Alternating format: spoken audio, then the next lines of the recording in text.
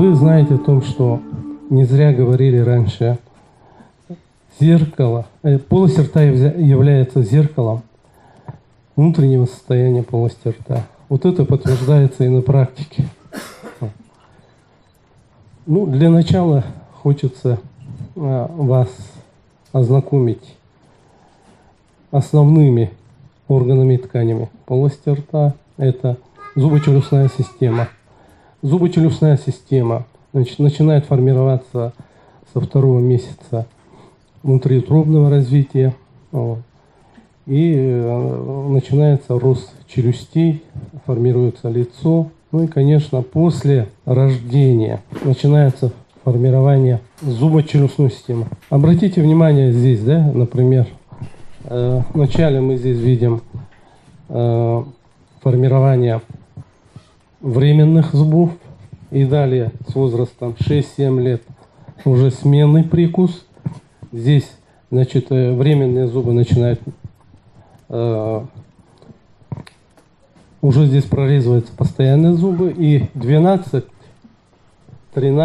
лет уже формируется постоянный прикус у человека. Формирование вот этих прикусов имеет очень важное значение. Дело в том, что после рождения ребенка, значит, начинают воздействовать агрессивные факторы внешней среды и внутренней среды, и что создает определенные негативные отпечатки на функциональное состояние. Дело в том, что временный прикус формируется 2-2,5 года у ребенка, и здесь мы должны уделить особое внимание. Что касается питания, значит, детям до 2,5, до 2 лет, ну, нужно знать одно такое правило. Нельзя, значит, заканчивать прием пищи сладкими продуктами питания. После приема пищи обязательно нужно прополоскать рот ребенка. И когда формируется временный прикус, значит, у ребенка, значит, при нарушении рациона питания, в последнее время углеводистая пища, мягкая пища, вот, значит, они создают те условия, где образуется так называемый зубной налет. Зубной налет, значит, имеет очень такое негативное воздействие на ткани зуба. Вообще твердые ткани зуба, они через дентинные канальцы, значит, идет обмен веществ кальция, фосфора, вот, и через ротовую жидкость. Вот. И вот такой гомеостазис держится при соблюдении всех требований. Ну и, конечно, все зависит от состояния организма ребенка. Нормальные ткани зуба, твердые ткани, коронка, корень, пульпа зуба, вот, дентин. Это в норме. Дентин — это мини-минерализованная часть. Значит, видите, вот здесь вот это эмаль, самая твердая ткань в организме человека. Вот. Дальше идет дентин. Вот. А внутри вот это все, это пульпа зуба. Вот. Когда кариес начинается, здесь начинается вот коронковой части зубов, деминерализация, процесс деминерализации. То есть выведение продуктов жизнедеятельности, в основном это стрептококки группы mutans, salivarius, falcalis, они выводят, разрушают дентинные канальцы, и вследствие чего, значит, идет деминерализация. Образуется небольшая полость, дальше эта полость увеличивается и доходит до пульпы. Тогда начинаются очень сильные, дикие, страшные боли. Ну, вы это хорошо знаете некоторые. У нас в республике Саха-Якутия есть так называемая краевая патология в кавычках. Это кариес зубов. Кариес зубов касается каждой семьи Вот. И мы дальше будем говорить, почему существуют специфические региональные факторы риска формирования и развития стоматологических заболеваний. Казалось бы, да, вот такие небольшие полости, скажем, вот.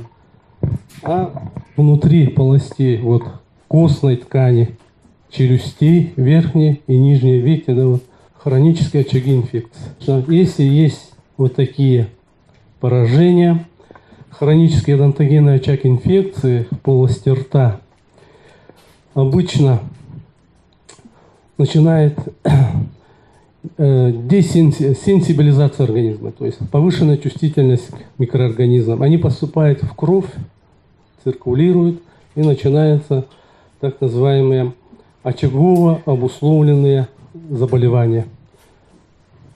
Очагово обусловленным заболеваниям, значит, относятся, это включая заболевания пародонта, это пародонтоз, пародонтит, гингивит, пародонтомы, опухолеподобное образование ткани пародонта. Вот. В основном из них, значит, наиболее часто воспалительно-деструктивного характера процессы, они оказывают сенсибилизирующее действие и способствуют развитию очагово обусловленных заболеваний, такие как ревматоидные полиартриты, ревматоидные эндокардиты, заболевания паренхиматозных органов, это заболевания печени, почек. Мы при оказании лечебно-профилактической помощи всегда учитываем общие факторы. Потому что если мы не учитываем общие факторы, то эффективность от наших местных действий, ну, сами понимаете, не очень хорошая будет. Когда мы не соблюдаем рациональную гигиену полости рта, значит, образуются вот такие назубные и поддесневые зубные отложения, вот, которые с каждым разом, увеличиваясь в размере, разрушают ткани пародонта, поскольку зуб окружен тканями пародонта, то есть связочный аппарат, костная ткань, ну и, конечно, десна. За счет этого и держатся наши зубы. Конечно, когда начинается отложение поддесневых и надесневых зубных отложений, сначала появляется кровоточивость десен. Это первый признак развития воспалительно-деструктивного процесса ткани пародонта. И, конечно, здесь нужно быть очень внимательным. При появлении вот таких симптомов нужно обязательно идти к врачу-стоматологу. Дело в том, что в наших суровых условиях мы, каждый житель нашей республики, значит, должен подойти к врачу-стоматологу 2 и более раз для профилактического осмотра. Все заболевания, вышеуказанные, как кариес зубов, заболевания пародонта, в конце концов приводят к таких нарушениям, как дисфункции височно-нижнечелюстного сустава, нарушение функции формирования пищевого комка, и начинаются проблемы желудка, потому что в желудочно-кишечном тракте начинает поступать очень, не до конца разжеванная или формированная пища, вот, и начинается раздражение. И начинается сначала поверхностный гастрит, далее, значит, гипоацидные, гиперацидные гастриты, далее язвенная болезнь желудка, дальше язвенная болезнь двенадцатиперстной кишки и так далее. Вот. Все начинается именно вот таким образом.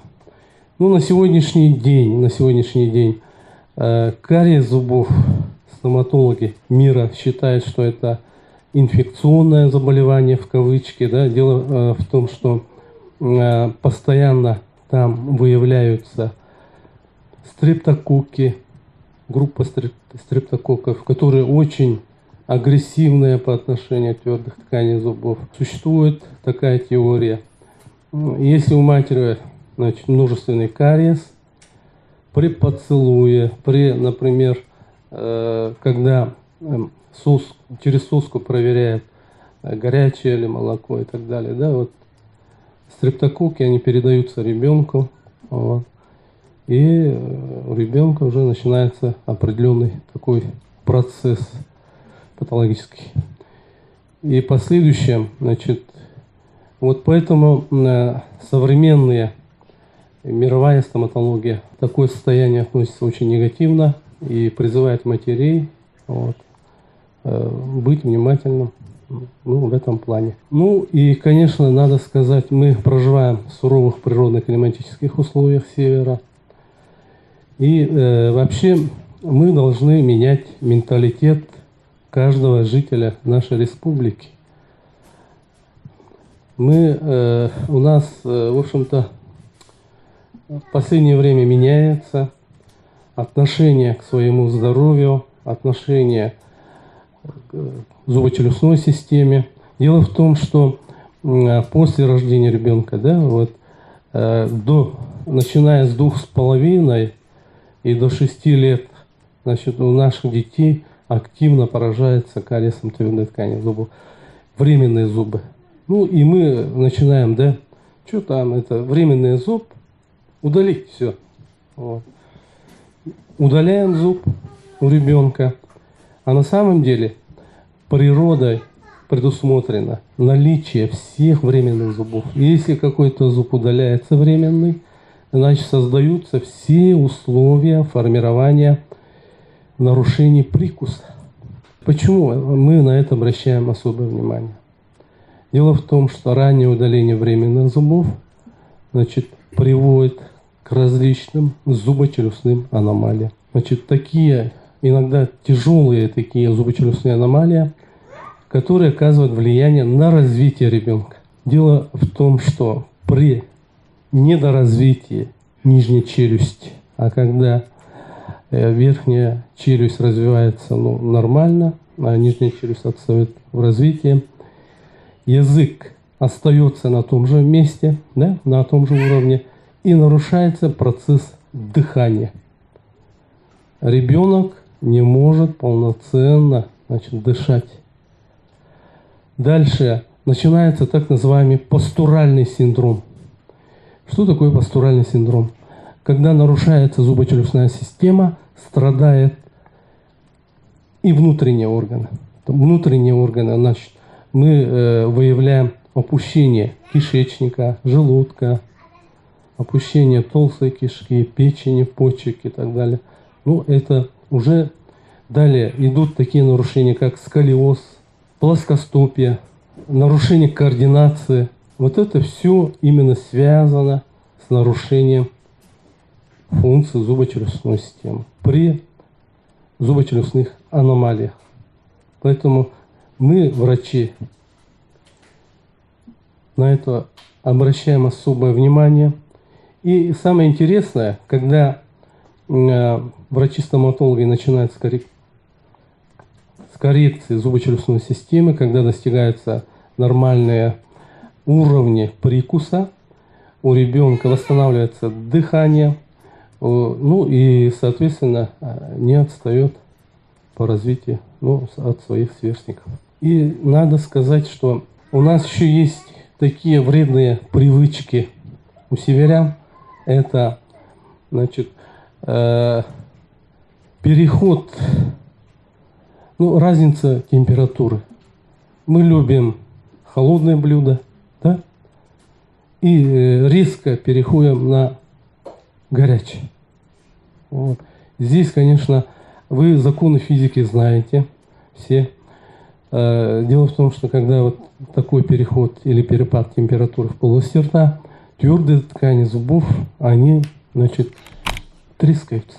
Появляются сначала микротрещины, затем появляются трещины, а вот эти трещины, они являются такими факторами риска при возникновении, например, кариесогенной ситуации. Здесь развивается кариес зубов. Зубы начинают, кавычки, разрушаться.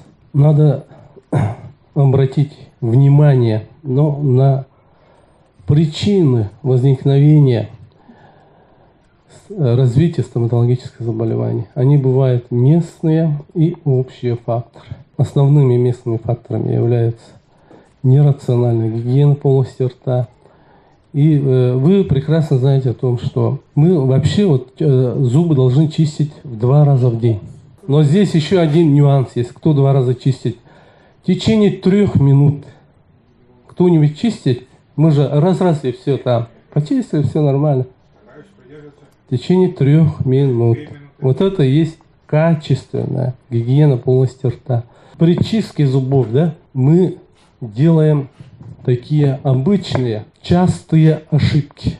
Например, обратите внимание, вот боковая группа зубов, да, мы делаем автоматически вот такие движения, поступательные, да, вперед, назад, вперед, назад. Вот этого нельзя делать. Почему?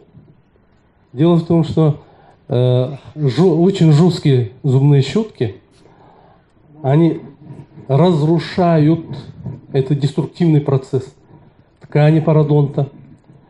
Здесь образуются так называемые клиновидные дефекты. К нам приходят на лечение 20-летние юноши, которые, у кого правша, да, у них страдает с левой стороны. Оголяется корень. Оголение корня травматическое происхождение. И со временем зубы верхней и нижней челюстей в результате оголения начинается подвижность. Поэтому, когда чистите боковые группы зубов, обратите внимание, мы должны делать вот такие движения. Вниз, вверх, вниз, вверх, вниз, вверх. Остальные движения, они стандартные. Вот это надо учитывать. Так, кроме того, если у человека множественный кариес зубов, если у человека есть воспалительное заболевание пародонта, ни в коем случае зубы нельзя чистить очень жесткой щеткой. Стирается эмаль, и мы поддерживаем воспалительный процесс. И деструкция, то есть оголение корней зубов, еще усиливается. Вот поэтому при наличии заболевания пародонта и при множественном кариесе нужно чистить зубы мягкой зубной щеткой. Софт называется. И, конечно, здесь обязательно нужно чистить зубы зубными пастами, содержащими травы. Это лесная, Colgate, Herbal и так далее. И причем зубную пасту нужно менять месяц почистили одной пастой, в следующий месяц переходите на другой. Одной пастой целый год и годами ни в коем случае нельзя. И что касается горячее, вообще полость рта является начальным этапом желудочно-кишечного тракта или пищеварительного тракта. Поэтому здесь появляются различные симптомы, которые даже опережают симптомы основного заболевания. То есть появляются на языке различные виды налета. Это говорит о том, что у пациента есть хронический гиперацидный гастрит. Если сосочки языка атрофируются, язык становится лакированным, красным, чувствительным, это говорит о том, что здесь есть недостаточность витаминов группы В и хронический гипоацидный гастрит. У человека есть заболевание печени. И, конечно, здесь мы также видим определенные изменения со стороны органов ткани полости рта. Это, появляется желтушность, появляются эрозии различные, и при снижении иммунитета эти эрозии превращаются в тяжелые язвенно-некротические процессы. Кроме того, есть так называемое заболевание органов кроветворной системы. Это различные формы анемии, лейкозы и так далее, все они отражаются в полости рта. Иногда к нам приходят больные, и мы, проведя осмотр полости рта, значит, говорим о том, что у вас есть вот такие-то заболевания. Они говорят: вы откуда все это знаете там? Вот. Это говорит о том, что полость рта является зеркалом состояния организма человека. Кроме того, при заболеваниях желудочно-кишечного тракта в полости рта наиболее часто развиваются такие заболевания, как хронический рецидивирующий обтузный стоматит. Значит, эти язвенные процессы, они держатся довольно-таки долго и, значит, вызывают определенный дискомфорт для человека.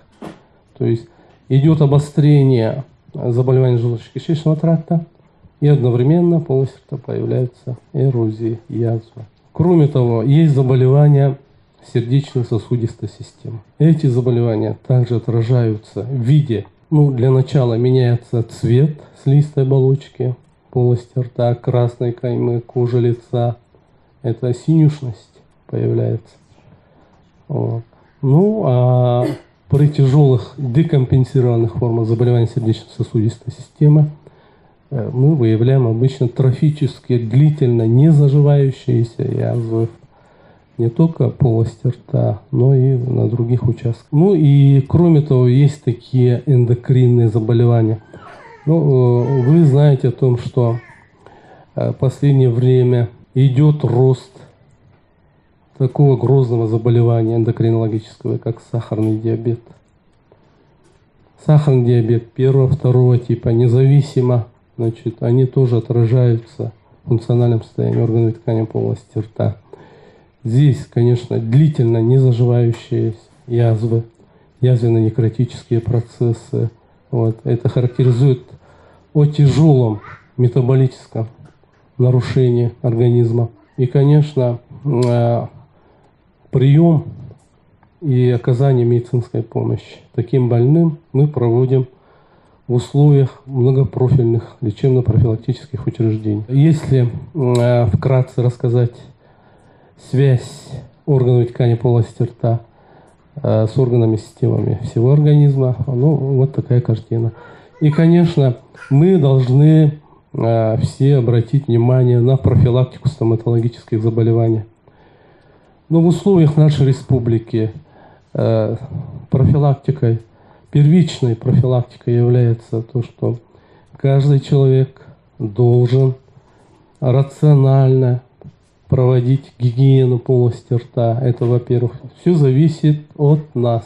Конечно, после формирования временного прикуса, то есть когда ребенку исполняется 3 года, вообще обучение гигиене полости рта у ребенка нужно начинать с 2-2,5 лет. Надо прививать. Дальше, значит, мы в нашей республике применяем профилактику стоматологических заболеваний. Например, кариеса зубов. В аптеках продаются так называемые таблетки фторида натрия. Вообще для детей и для взрослых есть такое понятие, да? Фтор, содержащие зубные пасты. Фтор, содержащие средства и зубные пасты детям до 3 лет ни в коем случае нельзя. Потому что фтор является цитотоксическим действием, обладает. Зубные пасты, содержащие фтор, да, они оказывают профилактическое действие. Комплексная профилактика. Например, мы в школах назначаем, и рекомендуем проводить первичную профилактику кариеса зубов, начиная у детей 7 лет с применением таблеток фторида натрия. Детям от 3 до 6 лет мы назначаем от 0,00011 мг, а начиная с 7 лет 0,0022 мг. Ежедневно, 1 раз в день, там в флаконе 250 таблеток с перерывами на летние месяцы. Это очень хорошо помогает. укреплять твердые ткани зубов у детей, ну и так и у школьников. Ну и, конечно, рациональное питание. Здесь, конечно, в последнее время у нас питание изменилось. Это связано с тем, что очень много полуфабрикатов. Ну, так сказать, твердую пищу мы употребляем, особенно крупных населенных пунктах, да, реже. Вот, и все это сказывается. Естественное омывание поверхности твердых тканей зубов не происходит. Вот. Из-за этого там появляется мягкий зубной налет. И далее этот мягкий зубной налет под воздействием различных факторов превращается в зубной камень. Этот камень очень коварный. Тут начинается воспалительный процесс, кровоточивость десен. Вот. И если мы не обращаем внимания, то приводит, в конце концов, к потере внешне здоровых зубов. Вот это очень бывает, для человека неприятно. Поэтому для того, чтобы поддержать здоровье полости рта, 2, 3, 4 раза мы должны идти к врачу-стоматологу. Особенно, когда есть наличие таких налетов, зубного камня, врач-стоматолог обычно проводит профилактическую гигиену полости рта. Вот. Это обязательно. В последнее время очень много открытой частной стоматологической клиники. Вот. Но вы знаете о том, что часть населения именно получает медицинские услуги именно в частных кабинетах, но 85-90% населения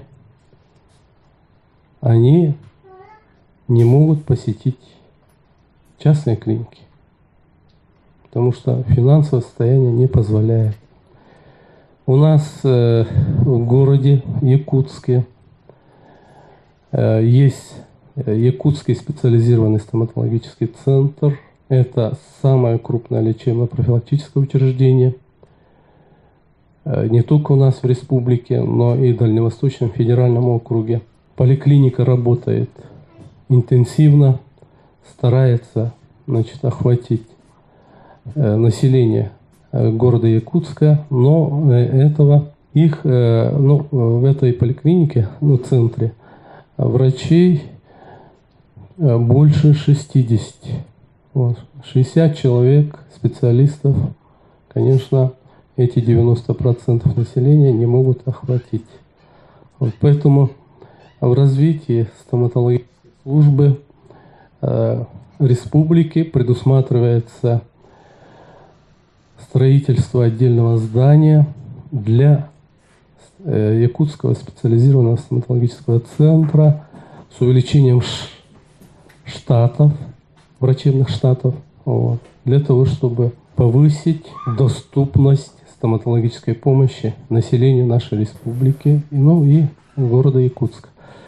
А в других населенных пунктах, конечно, есть стоматологические поликлиники, отделения, кабинеты. Но высокий уровень заболеваемости основными стоматологическими заболеваниями – это кариес зубов, заболевания пародонта. Все это диктует дальнейшей подготовки специалистов, стоматологов. И, конечно, это всегда требует совершенствования стоматологической помощи населению. И тут за счет государственно-частного партнерства частные клиники также оказывают стоматологическую помощь. Это очень хорошо, потому что одно учреждение не может полностью охватить все население. И это государственно-частное партнерство, правительство нашей республики, Министерство здравоохранения и стоматологическая служба значит, будут продолжать дальше. Ну и, конечно, нужно внедрять новые технологии. У нас есть стоматологическая ассоциация Республики Саха-Якутия и ассоциация стоматологов региона, Министерства здравоохранения Республики Саха-Якутия, Северо-Восточный федеральный университет и Якутский специализированный стоматологический центр. Значит, в ближайшее время планируем в республике внедрить профилактику кариеса зубов с применением фторированного молока. У нас есть производитель Туймада Агроснаб. Значит, эта организация принимает участие в программе, федеральной программы «Школьное молоко». И мы сейчас находимся на этапе согласования технических условий розлива молока и фторирования молока. Ну и со временем, уже с 2019 года, там нужно получить разрешение, пройти нужно очень много экспертизы. Вот. И с 2019 года Туймад Агроснаб под руководством правительства и Министерства сельского хозяйства республики будет выпускать фторированное молоко в тетрапакетах в объеме 0,2 литра. То есть 200 миллилитров молока содержит суточную потребность фтора организма ребенка. Вот. Такие страны, как Швеция, Финляндия, Норвегия, они проводят фторирование питьевой воды. Вот это метод профилактики у них проводится начиная с 1950-х годов. И сейчас там, значит, закрываются стоматологические факультеты, потому что врачам делать нечего, да, в кавычки. Работы нет. Вот такой уровень профилактики. Значит, мы, конечно, стремимся проводить профилактические мероприятия, значит, массовые, причем популяционные, для того, чтобы у наших детей и у населения здоровье полости рта, ну, чтобы они были здоровыми, в социально-экономическом развитии страны здоровье населения имеет очень важное значение. И в городе Якутске также есть у нас клиника СУФУ и своя стоматологическая поликлиника. Значит, мы тоже оказываем медицинскую помощь прикрепленному населению. Также, значит, проводятся различные исследовательские работы, которые внедряются в практическое здравоохранение для того, чтобы повысить эффективность лечебно-профилактических мероприятий. С 2016 года по всей России начинается первичная аккредитация выпускников. Раньше наши выпускники после окончания проходили интернатуру, вот, а сейчас первичная аккредитация специалиста и сразу приступает к врачебной деятельности. Раньше, когда до 90-е годы у многих улусов в системе здравоохранения не было штатных единиц врачей-стоматологов. Это было очень тяжело для населения. Вот. Ну и начиная с нулевых, и вот после 2010 года уже ситуация кардинально изменилась. Это прикус детей, видите, да, имеется определенное различие. Прикус постоянный у взрослого, вот, имеются свои различия. Дело в том, что у детей твердые ткани зубов менее минерализованы по сравнению со взрослыми. Вот. Поэтому здесь дентинные канальцы, они широкие. И, значит, это говорит о том, что есть органика, эмаль тонкая. Вот. И микроорганизмы, о которых мы говорили, это стрептококки, вот, они очень быстро разрушают эмаль у детей. Вот. Поэтому ваших детей или детей нужно обязательно детскому врачу-стоматологу показывать чаще. Вот. Ну и у детей из-за того, что минимализованные твердые ткани зубов, здесь, значит, часто мы сталкиваемся с такими осложнениями, как хронический инфекционный очаг в области корня временных зубов, а в области корня временных зубов со временем начинают развиваться фолликулы постоянных зубов. И вот этот воспалительный процесс нарушает формирование и минерализацию твердых тканей постоянных зубов. Если после того, как ребенок потеряет временный кариозный зуб, прорезываются постоянные зубы.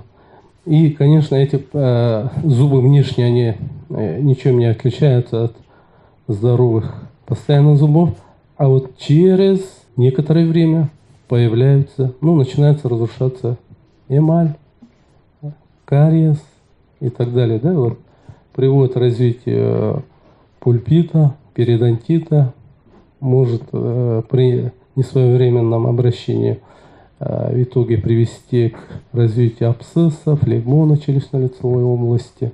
Это очень опасные такие осложнения кариеса зубов.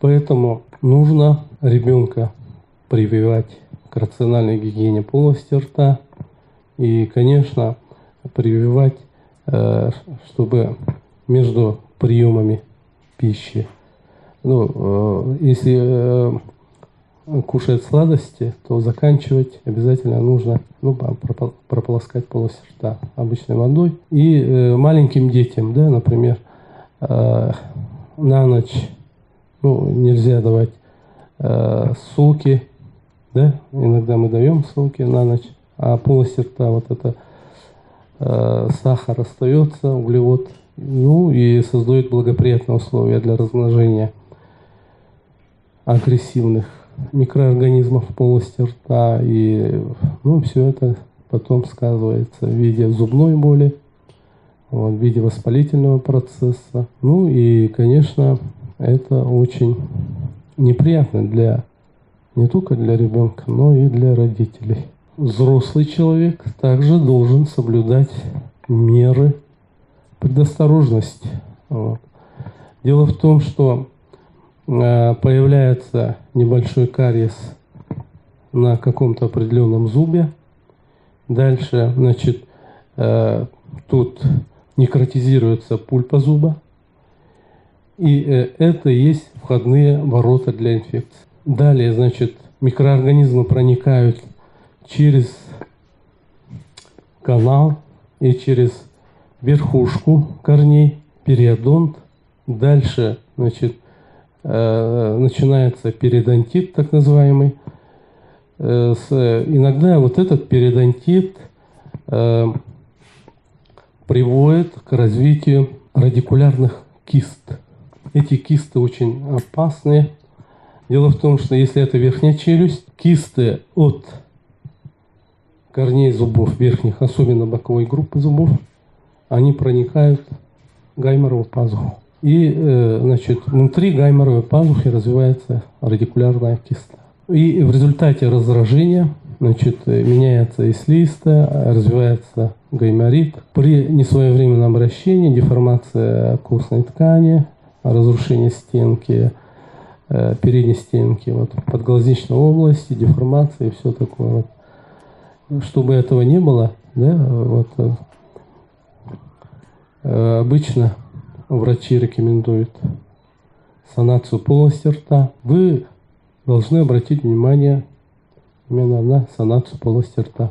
То есть все кариозные зубы должны быть пролечены. Если это осложнение кариеса, то эндодонтическое лечение обязательно должно быть проведено. И так каждый год. Есть еще такое, да, вот когда развивается осложнение кариеса, такое как периодонтит, гной может прорваться в верхнечелюстную гайморовую пазуху, также развивается одонтогенный гнойный гайморит. Дальше, значит, у нас верхняя и нижняя челюсть, они нервируются второй и третьими ветвями тройничного нерва. Когда идет воспалительный процесс, значит, здесь развивается неврит. Ну, характерные для этих патологических процессов, но здесь есть еще один такой нюанс. У лиц пожилого старческого возраста, ну и у ослабленных иммунитетом лиц, значит, все это может дать осложнение в виде неврита тройничного нерва. И если компенсаторно-приспособительная реакция организма не, в общем-то, исчерпана, то дальше все это переходит на нейропатологии челюстно-лицевой области. Это невралгия тройничного нерва. Вот. Ну и кроме того, все это может привести к таким заболеваниям, как глоссалгия, стомалгия, глоссодиния, стоматодиния. Это нейропатия, которая сопровождается очень выраженными симптомами тяжелыми. Вот. Ну и, конечно, кто-нибудь из вас любит постоянно горячее? Поднимите руки. Есть такие? Вот. Я вам рекомендую постоянно горячее принимать ни в коем случае нельзя, потому что слизистая полость рта на это, на горячее и так далее, значит, реагирует. Со временем компенсаторно-приспособительная реакция слизистой оболочки, они исчерпываются у человека, начинается развиваться так называемые предраковые заболевания. Это различные эрозии, язвы. Вот поэтому, ну и это касается также курильщиков. Вот. Здесь тоже химические факторы, да, оказывают воздействие. Для начала развивается помутнение эпителия, слизистая оболочка, значит, становится белесоватой. И сами понимаете, дальше это предраковое заболевание, как лейкоплакия. Лейкоплакия, значит, это факультативный предрак и имеет несколько форм, особенно это эрозивная язвенная форма, да, часто малигнизируется. И кроме того, есть так называемые облигантные предраки. Казалось бы, небольшое изменение слизистой оболочки полости рта и небольшая эрозия, так называемая, а изначально это уже является субэпителиальным раком слизистой оболочки полости рта, потому что там патогистологически мы выявляем полиморфизм клеток, атипию клеток. Вот. И, конечно, в связи с этим, значит, надо сказать, что в ближайшее время клиники СВФУ или стоматологической поликлиники мы откроем клинико-диагностический центр. Значит, здесь будет новое оборудование, и которое будет диагностировать предраковые заболевания и предупреждение развития раковых заболеваний челюстно-лицевой области. Дело в том, что в майском указе президента Российской Федерации четко сказано увеличить продолжительность жизни населения. Вот. И дело в том, что за качественное новообразование сейчас уже тройки после заболеваний сердечно-сосудистой системы, да, идут смертность от онкологических заболеваний. Поэтому наша и ваша задача предупредить развитие раковых заболеваний полости рта, челюстно-лицевой области. И поэтому мы часто должны видеться с населением, с вами, вот, и обсудить самые такие серьезные проблемы по стоматологии и по другим медицинским специальностям. И в связи с этим мы хотели бы сказать, для того, чтобы выявить предраковые заболевания и так далее, мы должны держаться вместе, проводить все наши мероприятия сообща. Мы можем тогда снизить уровень онкологической заболеваемости и, соответственно, внести свой вклад в развитие экономики, ну и, конечно, продолжительности жизни населения нашего региона.